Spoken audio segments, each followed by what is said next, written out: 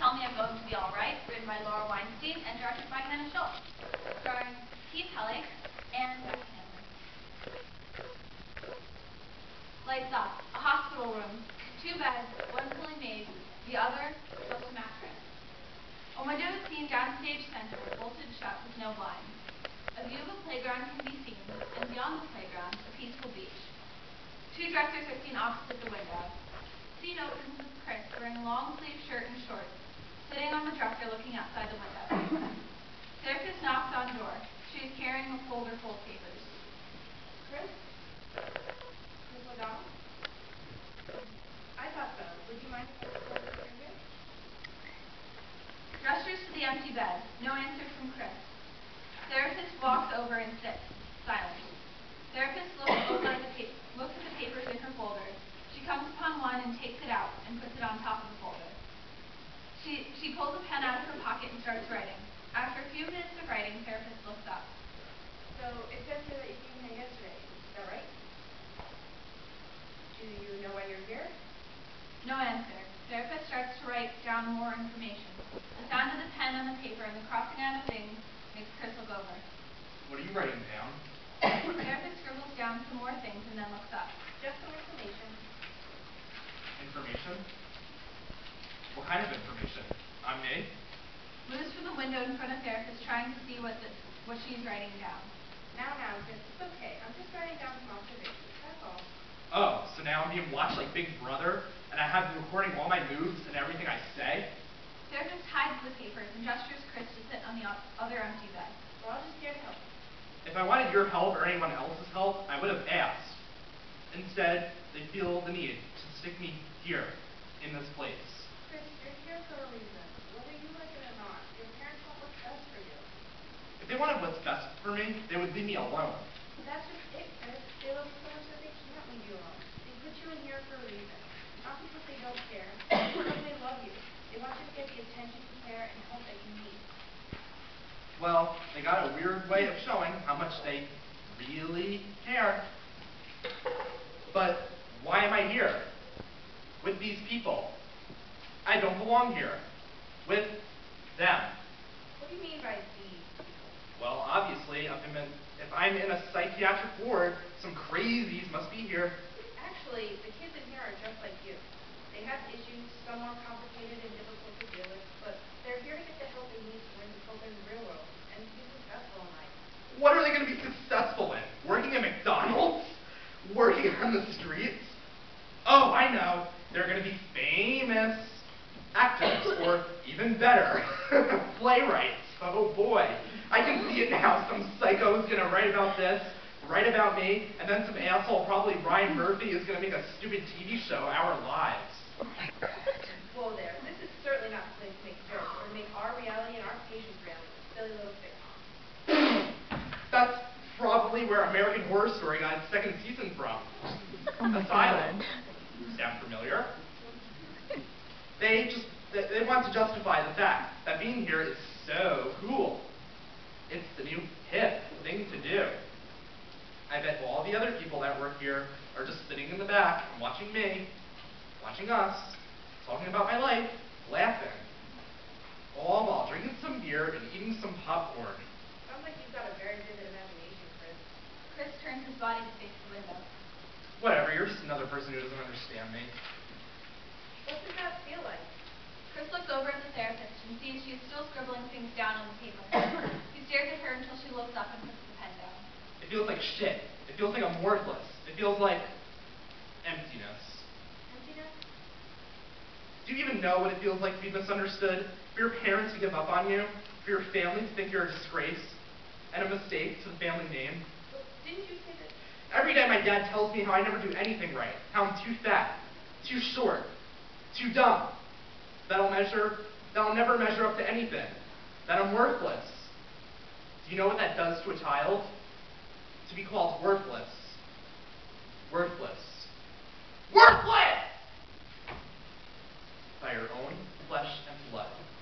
Chris sits on bed and has his hands over his eyes. These thoughts all over my head of the perfect family they claim to be part of. But you know what? Here's the real story. The one that they never tell you about. I'm sitting on my bed, at home, and you can hear it going on downstairs. Mom and Dad are talking about their perfect child, Gordon, how many awards he's received, how many sports he's played. He's just their ideal, perfect son. He's just so perfect at everything, even life. Then Gordon will ask where I am, and in there, in the middle of all their laughs and happiness, silence. Dead silence. Nothing. But your parents saw that you needed help. If they didn't care or love you, you wouldn't see it. Don't you see? That's exactly what they want you to think. That I'm the bad guy, but in actuality, they ignore me. They can honestly care less about me. Have your parents always done that? They ignored you? Who knows? All I can remember is thinking that life would be so much better if I wasn't alive. Chris lies down on his bed. Therapist scribbles some words down and then looks up at Chris. Do you want to talk about what happened? What happened? Do you really want to know what happened? Life, lady. Life happened. For once, I was taking control of my life. I was making a decision. I was finally giving Daddy Dearest what he always wanted. But there are other ways to deal with unhappiness rather than taking your own life. Really? Because it seems like this would be the only way to be happy, really happy. The only way my parents and Gordon can be happy is without me. But don't you see, your parents care about you. If they didn't, you wouldn't be here. You would be buried 6 feet deep in a grave. Do you really think that losing a child is what your parents want? Do you think that their lives would be easier? You try to talk to them again? No. Then maybe what we can do here is meet. You, your parents, and me. And I'll be there to support you. We can talk about how you feel, and they can express their feelings. We can make a plan so that you won't feel the need to hurt yourself. I guess. We're here to not only help you, but to help countless others that are in your situation. You're not alone in this. You will always have us and the people here to talk to about anything. We want to make every day the best it can be, and make your life especially the best it can be. And maybe all you need is a little something extra you can give. So, what you're saying is, you're going to medicate me? What? Are my feelings not allowed to be expressed? They have to be silenced by pills and other substances? No one says you can't express your emotions or feelings. We're just saying that you need to do it in a way that won't hurt yourself or others. And we're here to help you with that. Chris starts to get up and walks to the window. While leaning on the windowsill, the therapist puts down her papers on the end of the bed and walks over to the window. Look at the little paper. I don't know why I tried to do it. I just wanted so desperately to be noticed, to be loved, to have somebody that could actually care about me. I thought that I finally found a way to get all the love that I had so desperately wanted. Therapist comforts Chris. I just knew that somewhere, anywhere would be better than here. So I went downstairs into the kitchen and found the sharpest knife I could. I ran upstairs, went into my bathroom, and shut the door. The moment I shut the door and looked to what was in my hand, I knew that I was in control of my life. Seeing the knife in my hand, feeling it, touching the sharp blade, I closed my eyes and I just needed an escape. I just felt the burning sensation of the blade going through my veins. I saw the blood oozing out. And in that moment, I felt truly alive. I felt in control. But then, everything was going too fast. Everything started spinning. I couldn't feel my arms. There was just blood everywhere. And then I dropped the knife. I heard it hit the floor. The blood just pouring out all over me, everywhere. I couldn't believe how much blood there was. I couldn't believe that inside of me was all that. This was me. I was all over the floor. This would be what's left of me. Pieces. Droplets. Therapist goes through her pockets and takes out a package of CDs and offers Chris one. He refuses. I thought I was alone in my house. I planned it out so I could be. But I started to dream of how much better my life would be now that I'm letting go of all my pain. I heard screaming.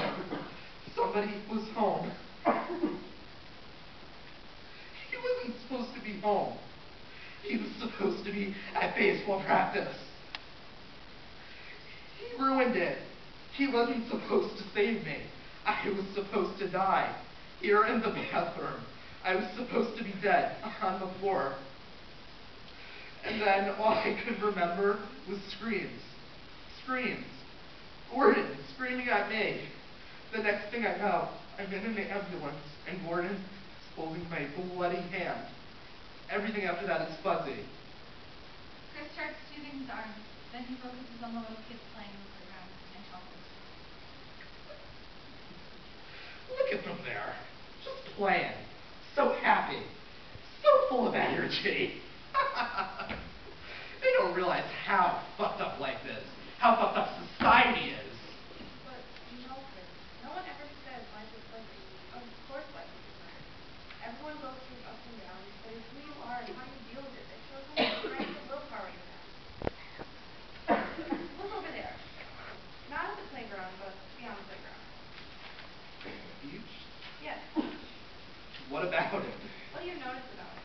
What do you notice about the waves? They're crashing on the rocks. Exactly. And you know what? In a couple hours, the ocean will be calm, peaceful, and serene. You see, life is going to be difficult for us. But at the end of the day, everything always works out.